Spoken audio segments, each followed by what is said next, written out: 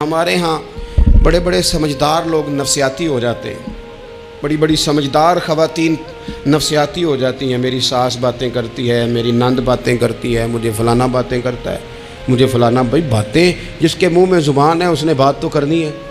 اب آپ نے کیوں یہ دعویٰ کر لیا ہے کہ آپ اتنے اونچے چلے جائیں کہ آپ کو بات ہی کوئی نہ کرے؟ کیا حرج ہے اس میں؟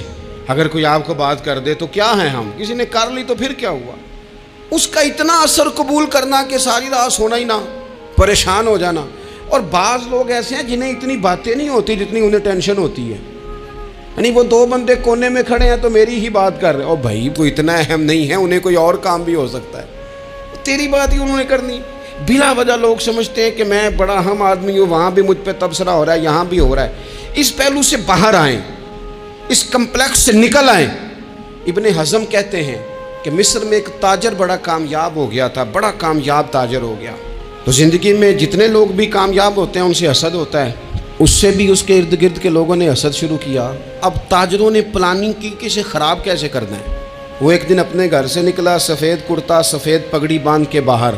اب 5-6 لوگوں نے پہلے سے منصوبہ بندی کی ہوئی تھی۔ ایک صاحب اسے ملے، کہنے لگے ماشاءاللہ آج تو سفید کرتے پر سبز امامہ، سبز پگڑی بڑی ہی اچھی لگ رہی ہے۔ تو ہنس کے کہنے لگا لگتا ہے آپ سو کے اٹھ کے آئے ہیں، پگڑی تو میری سفید ہے۔ اس نے کہا چلو پگڑی تو سبز ہی ہے، باقی آپ نہیں مانتے تو آپ کی مرضی۔ وہ آگے بڑھا تو اب کیونکہ پلاننگ تھی تو ایک شخص اور ملا، اس نے کہا کیا بات ہے، سفید کرتے پر آپ کا پیلے رنگ کا امامہ کیا جچتا ہے؟ اس نے کہا یار کو خدا کا خوف کر۔ ہنس کے کہا کیا ہو گیا، تیری اینک کا نمبر تو نہیں تبدیل ہونے والا ہوا؟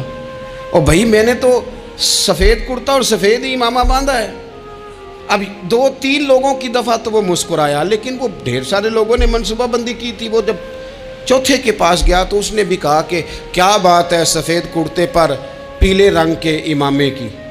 اس نے کہا پیلا کہاں ہے؟ اب وہ غصے ہونے لگا۔ اب وہ چھٹے کے پاس گیا تو اس نے کہا جناب کیا بات ہے سفید کرتا اور کالا امامہ؟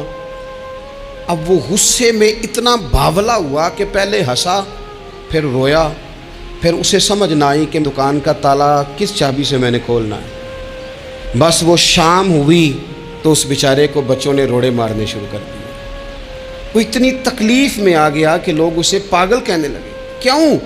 اس لیے کہ لوگ منصوبہ بند، افواہ تھی نا کہ میری طبیعت خراب ہے، تو لوگوں نے حال پوچھ پوچھ کر بیمار کر دیا۔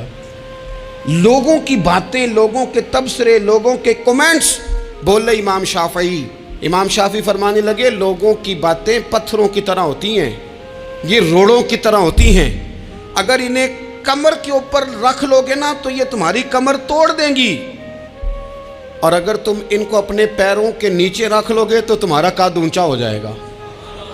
بس دنیا میں وہ لوگ پریشان ہوتے ہیں جو لوگوں کی باتوں کو کندھوں پر سوار کر لیتے ہیں، جو پیروں کے نیچے رکھے، جو پاؤں کے نیچے رکھے ان کا قد۔ وہ پرانے زمانے میں نا عارف رومی رحمۃ اللہ علیہ فرماتے ہیں کہ ایک بیل گائے گر گئی تھی کنویں کے اندر، تو اب وہ لوگ اس کو نکال تو نہیں سکتے تھے، تو انہوں نے اس طرح کیا کہ مٹی ڈالنی شروع کر دی کہ اب بدبو آئے گی، پریشانی ہوگی، تو اس کو بند کر دیتے ہیں اندر ہی، کنویں کو کنواں نئی جگہ پہ کھود لیتے ہیں۔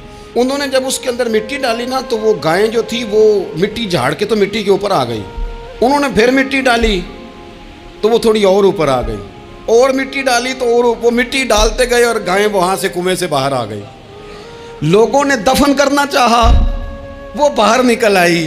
اور میرے بھائی لوگ بھی اپنی باتوں میں دفن کرنا چاہتے ہیں، لیکن یاد رکھنا جو چمکنے والے تھے وہ چمکتے ہی رہے، جن کو اللہ نے عزت دی تھی ان کی گھٹائی کوئی نہیں سکا۔ اتنی لمبی زبانیں کھول کے لوگوں نے صحابہ کے بارے میں باتیں کی، لیکن سورج چمک رہا ہے صدیق اکبر کی شان کا، عظمتیں دمک رہی ہیں فاروق اعظم کی، عروج ہے جناب فاروق اعظم کو، نگر نگر گلی گلی دنیا علی علی کرتی چلی جا رہی۔